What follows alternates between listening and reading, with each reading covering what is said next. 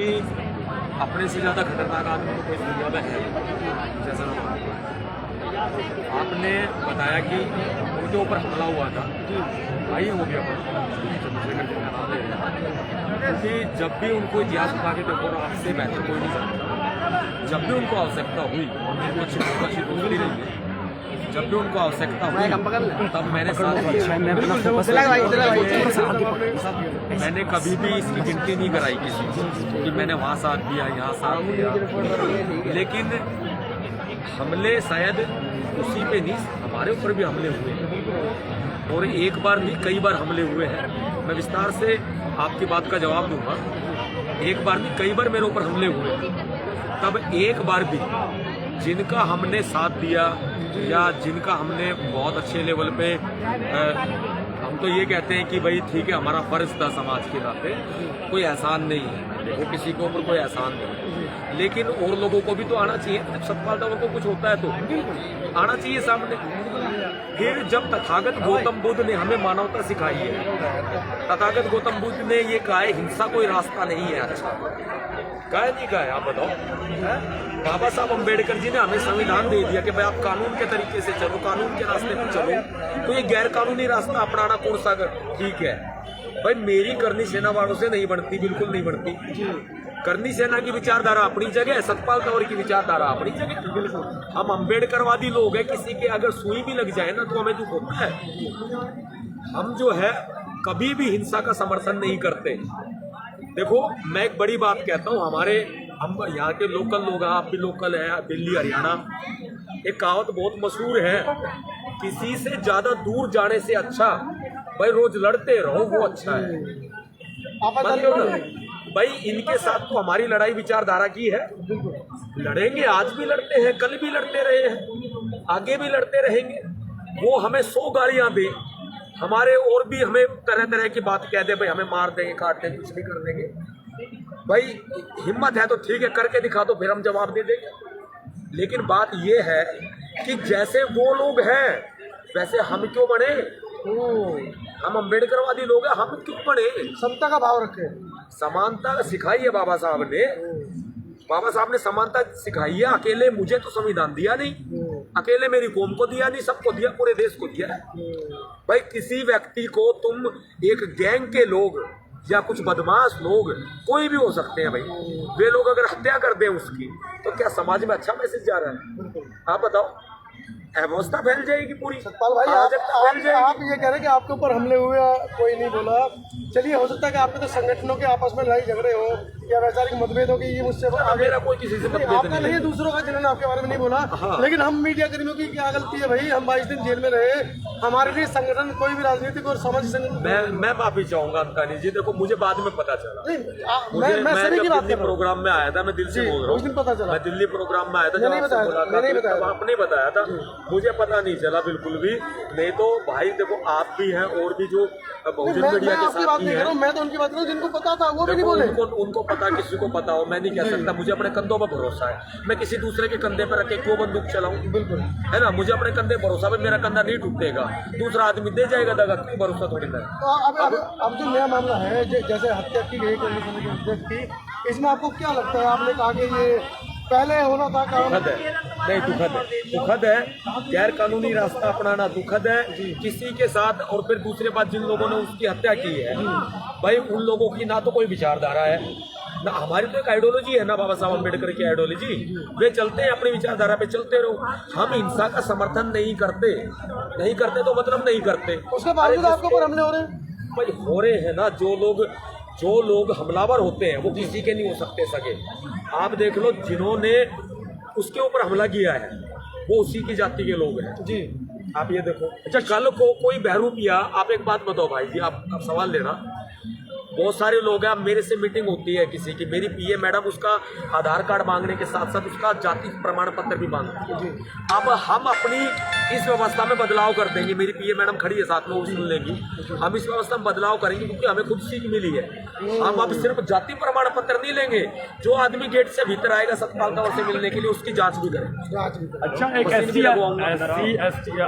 आजकल एक social media पर वीडियो वायरल हो रही है जिसके अंदर कहा जा रहा है कि अगर कोई SC एक्ट लगा कर अगर किसी को आप पे कोई चार्ज लगाता है तो उसके हाथ पैर तोड़ दिए जाए दलितों के, उसके ऊपर केस करके हम उसको अंदर करवा सकते हैं। ये कानूनी प्रावधान है, हम कानूनी लड़ाई लड़ेंगे। बाबा साहब ने संविधान दिया है, हमें हथियार हाथ में नहीं लेने। और जो जिसका आप नाम ले रहे हो, जिसकी हत्या हुई है, शायद वही व्यक्ति इस बात को बोल रहा है। विचारधारा के हाँ, वो इस विचारधारा के हो सकते हैं, लेकिन हम इस विचारधारा के नहीं है। कूद बहाना बिल्कुल गलत है। आप हमेशा विवादों में घिरे रहते हैं। वो मेरा जन्म से नाता विवाद होगा। जब मैं पैदा हुआ था, आपके वक्तव्य को सुनकर लोगों की बाहें फड़कती हैं और वो घर से बाहर निकल के कई वारदात कर देते हैं। जब मैं पैदा हुआ था ना, तब भी विवाद हुए थे, बहुत ज्यादा विवाद। कैसे हुए थे? क्योंकि मेरा मामा जो है वो पीढ़िए में पिस्टल ले आया था और ये चीजें गाना है, हालांकि लेकिन ये मेरे साथ हो चुका। तो चलो खैर कोई बात नहीं। क्या पूछ रहे थे आप? बल्कि आप हमेशा विवादों में घिरे रहते हैं। आपकी वक्तव्यों को सुनकर जो देश का युवा है वो कहीं ना कहीं गर्म जल की तरफ चला जाता है। अंदानी भाई, गर्मी भी जरूरी है। गर्मी ना हो तो मौसम बिगड़ जाएगा। उनसे पूछ के देखो जो ऊंची ऊंची चोटियों पे रहते हैं, जहाँ कभी बर्फ में ढलती है, मानते हो ना। इसलिए गर्मी भी जरूरी है। अगर गर्मी नहीं होगी तो खून का संचार कैसे होगा? फिर वही बीपी बढ़ेगा, है ना। अब इस तरह की बीमारियां आजकल लोगों में ज़्यादा फैल रही हैं, तो इसलिए गर्मी भी बहुत जरूरी है। खून का संचार भी करना बहुत। डॉक्टर भी हैं आप? हाँ, मनुवादी कीड़ों को मारने वाले। मेरा एक सवाल है आपसे। आपकी भीम सेना है, भीम आर्मी भी है, भाई बहुत सारे कई सारे संगठन हैं बहुजन समाज के। तो राजनीति जब आप कर ही रहे हैं बाबा साहब को लेकर, तो बाबा साहब की लड़ाई को अगर लड़ना है आपको, तो एक ही मंच पर क्यों नहीं आगे लड़ते? क्यों अलग अलग संगठन बना रहे हैं? देखिए मेरी बहन, हम जो है जो ये आप राजनीति बाबा साहब के लिए कह रहे हैं, बाबा साहब के नाम पर राजनीति नहीं है। बाबा साहब की विचारधारा को आगे बढ़ाने का काम है। और मैं थोड़ा ब्रीफ में आपको बता भी दूं, भीम सेना का निर्माण मेरे और मेरे साथियों के द्वारा 2010 में किया गया था। इसके बाद जो भी संगठन आए हैं वो भी हमारे भाई हैं, वो हमारे से अलग नहीं है। जहाँ जरूरत पड़ेगी। अभी आपने एक बात बोली कि बाबा साहब को लेकर राजनीति नहीं है। बाबा साहब को लेकर राजनीति नहीं होती तो अभी जो भीम आर्मी जो चल रही है हर जिले के अंदर, उसके साथ बीजेपी की गाड़ियां ना होती। देखिए वो जानते हैं वो गलत करेंगे तो गलत होंगे, सही करेंगे तो सही होंगे। सतपाल कवर में कोई कमी है तो आप बताइए, मैं अपनी बता सकता हूँ। चलिए एक और मेरा सवाल है कि सोशल मीडिया पर आए कि देखो, हम लोग भी पूरी कोशिश करते हैं, मेरी भी दिली इच्छा है कि सब लोग एकजुट हों। लेकिन जब सामाजिक मुद्दे होते हैं, सब अपनी तरह से लड़ाई लड़ते हैं, हम भी लड़ रहे हैं, लेकिन जब कोई सामाजिक मुद्दा होता है, जैसे राजस्थान में सोराना का जो इंद्र मेघवाल बच्चे को मारा गया था, वहाँ पर देखो हम लोग साथ में थे। यहाँ पर सब लोग साथ इकट्ठा होते हैं। और भी कई मामले आए ऐसे रहे हैं जहाँ पर समाज एकजुट मंच पर नजर आता है, हम भी साथ में नजर आते हैं, साथ में खड़े होते हैं, लोग हमारे साथ। चलिए एट्रोसिटी होती है दलितों के साथ, कहीं जूते में पेशाब पिलाया जा रहा है, कहीं कुछ, तो उस पर सतपाल तंवर क्या कर रहा है? देखो, हम लोग शिक्षा, संगठन और संघर्ष, जो बाबा साहब ने 3 मूल मंत्र बताए, हम धीरे धीरे उसकी तरफ चल रहे हैं। वरना खरगोश की तरह हम भी तेज भाग सकते हैं। ले रहे हो ना हम लोग तब भी कहीं ना कहीं जो एट्रोसिटी है रुक नहीं रही, तो उसके लिए मैं कह रहा हूँ क्या कर रहे हैं? सिरमौनी को फ्रेम में रखो। सरकारी सिस्टम में खराबी है, जो वो लोग ध्यान नहीं देते, प्रशासन सरकारें ध्यान नहीं देती, तो उसके लिए हम अपने लोगों को अवेयर कर रहे हैं। और अपने लोगों को, जैसे भीम सेना का पूरे देश भर में पूरा विस्तार, 28 लाख के आसपास कार्यकर्ता हमारे ऑन रिकॉर्ड है, और हम लोग ज़्यादा से ज़्यादा विस्तार कर रहे हैं ताकि एट्रोसिटीज हो ना। और फिर भी कहीं ना कहीं ये जो सदियों पुरानी गुलामी है, हमारे लोग भी बहुत हद तक दबे हुए हैं, उनको भी ऊपर उठाने का, मुख्य धारा में लाने का विचार किया। एक तो भीम आर्मी, एक भीम सेना, दोनों में क्या अंतर है? कोई अंतर नहीं है सर, एक इंग्लिश में और एक हिंदी में है। चंद्रशेखर उसके अध्यक्ष हैं और आप भीम सेना जी, देखिए दोनों का क्या भूमिका है? देखिए वो मेरे बहुत अच्छे मित्र हैं, पहले भी थे, काफ़ी समय से रहे। सहारनपुर का कांड हुआ था तब भी वो मेरे बहुत अच्छे मित्र थे, और हम लोगों ने साथ ही उस समय भी संघर्ष किया है। भीम आर्मी संगठन की स्थापना उन्होंने की थी, हमारे बाद ही की थी वैसे, 2010 में हमने भीम सेना बनाई थी। लेकिन जहाँ समाज में बात आती है, एट्रोसिटी हो जाती है, कहीं एकजुटता की बात आती है, तो हम साथ खड़े होते हैं। हमारे में कोई विवाद नहीं है, कोई किसी तरह का मतभेद नहीं है, हम दोनों भाई हैं आपस में अपने लेवल पे। उनको अपने कंधों पर भरोसा है तो सतपाल तंवर को अपने कंधों पर भरोसा है। क्या आने वाले वक्त में सतपाल जी भी भीम आर्मी की तरह एक देश की नाम किया, इस तरह की पॉलिटिकल पार्टी बनाई? नहीं, देखिए ऐसा पार्टी जब बनाई जाती है, जब हम किसी ऑलरेडी किसी से निराश हो जाते हैं, तब बनाई जाती है। अभी मेरा ऐसा कोई विचार नहीं है, लेकिन मेरा कोई भरोसा भी नहीं है कि भरोसा मतलब ये कि देखिए, जब तक हम लोग अच्छे लेवल पे अपना काम कर रहे हैं और राजनीतिक भागीदारी में भी हम लोग समाज को ले जाने की कोशिश कर रहे हैं। और जब अगर कहीं ना कहीं हमें निराशा हाथ लगती है, जैसे ऑलरेडी हमारी पार्टीज हैं और हम जो है फिर भी हमें वहाँ से निराशा हाथ लगती है, लोगों को पूरी तरह से प्रतिनिधित्व नहीं मिल पाता, समाज को नहीं मिल पाता, या कोई विचारधारा कहीं गलत हाथों में चली जाती है, तो फिर मजबूरन कदम उठाना पड़ता है। और ऐसे समय समय पर होता रहा है, तो होगा तो भी मजबूरी में पार्टी बनाई ताकि आप कॉन्फिडेंट। देखो वो जानते होंगे, वो मुझे नहीं पता। भाई अभी 2015 पे भारी पड़ता नजर नहीं आ रहा, 15 फिर भी कहीं कमजोर नहीं पड़ रहा है। लेना सर एक से बहन जी के बारे में क्या ख्याल है? 2024 में किसको सपोर्ट करेंगे, क्योंकि अभी तो स्थिति देख लिया आपने। 2024 में अब जो है गठबंधन भी हुआ है विपक्ष का, और इधर से बहन जी भी अपनी जगह स्टैंड बनाए हुए हैं, तो हम लोग अपने स्तर पे काम कर रहे हैं। और अभी मेरी एक संविधान बचाओ मशाल यात्रा है कश्मीर से लेकर कन्याकुमारी तक, मैं उस दौरान में स्पष्ट कर दूंगा जो हमारे साथ आएगा हम उसके साथ जाएंगे। बहन जी के बारे में क्या कहेंगे? बहुत अच्छा काम कर रही है बहन जी ने, 4 पर सरकार बनाई है और बहुत ही अच्छा काम कर रही है, आगे भी वो अच्छा ही करेंगे। हमारी बड़ी वो भैया आए हैं तो उनसे मिलने के 24 में तो देखिए जब तक ईवीएम नहीं हटेगी तब तक मोदी का ही राज है। मतलब आप भी ईवीएम पर सवाल खड़े कर सकते हैं? बिल्कुल सर, बिल्कुल। मैं ये नहीं कहता कि हर एक राज्यों के चुनाव में ईवीएम के ऊपर सवाल हो सकते हैं, लेकिन जहाँ सेंटर में गवर्नमेंट है वहाँ चुनाव आयोग से ईवीएम पहुँच रही है सब जगह, तो आप समझते हैं इस बात से ईवीएम में धांधली करके ही, ईवीएम में हैकिंग करके ही कहीं ना कहीं चुनाव जीता जा सकता है। मुझे भी कन्फर्म है कि मोदी की सरकार बने। तो बहन जी कहती जब बहन था तो मानते थे, ईवीएम आए तो हार। हाँ, वो सही कह रही है, मैं अपनी बात बोल रहा हूँ, बहन जी अपनी बात सही तौर पर कह सकती है, मैं अपने बारे में सही तौर पर कह सकता हूँ। तो यही है कि देखिए सबसे बड़ी बात यह है कि ईवीएम जब तक है तब तक मोदी का राज है, और अगर हिटलरशाही भी अगर इस देश में आ जाती है तो कोई भी अतिशयोक्ति नहीं।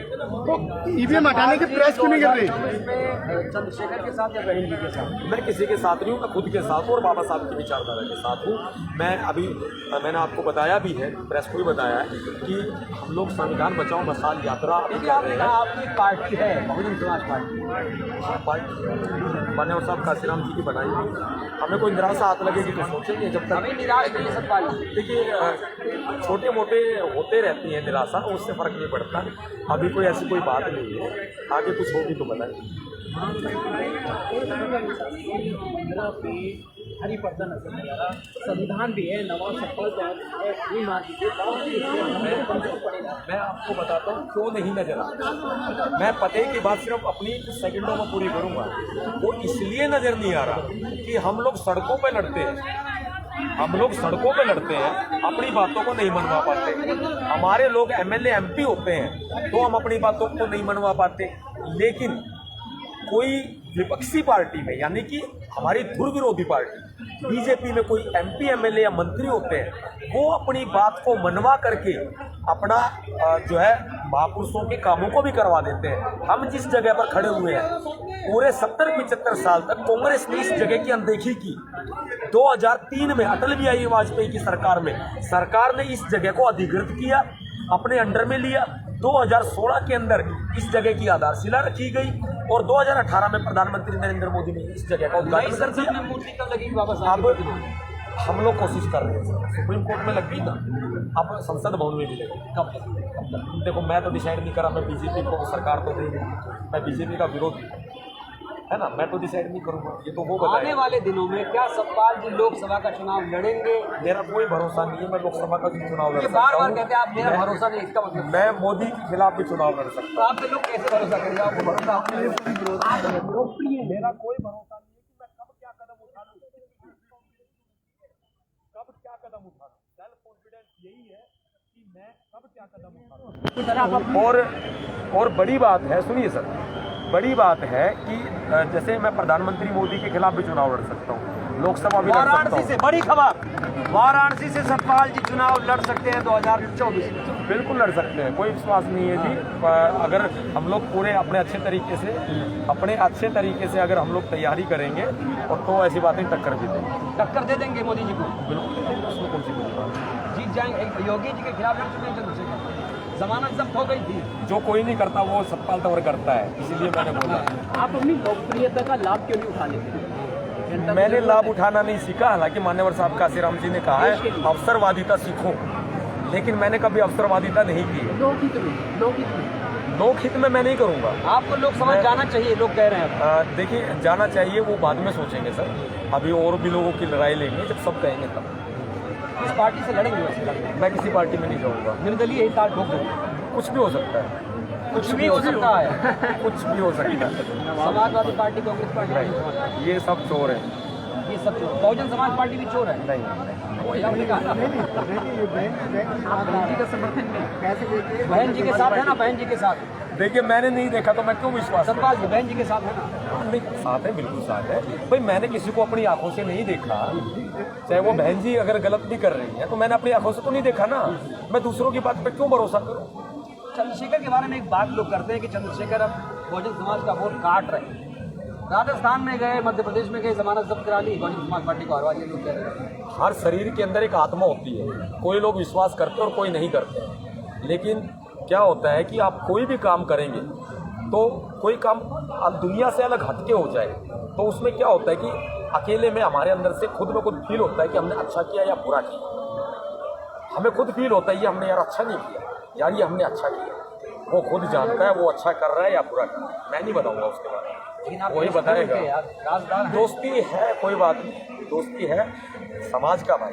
क्या बातें करते हैं? क्या बात होती है फोन पे? नहीं, कोई बातचीत नहीं होती खास। पहले हुआ करती, अभी नहीं। अभी कितने दिन से नहीं बात की? लगभग जितेंद्र मेघवाल वाला जो हत्याकांड राजस्थान में हुआ था तब के बाद एक बार बात हुई है, उसके बाद कभी बात नहीं। चंद्रशेखर कहते हैं कि बहन जी उनसे मुलाकात नहीं कर रही है, बात नहीं कर रही है, कब होगी मुलाकात? ये तो मैं भी कह रहा हूँ सर, आप खुद के सारे पूछ रहे हैं।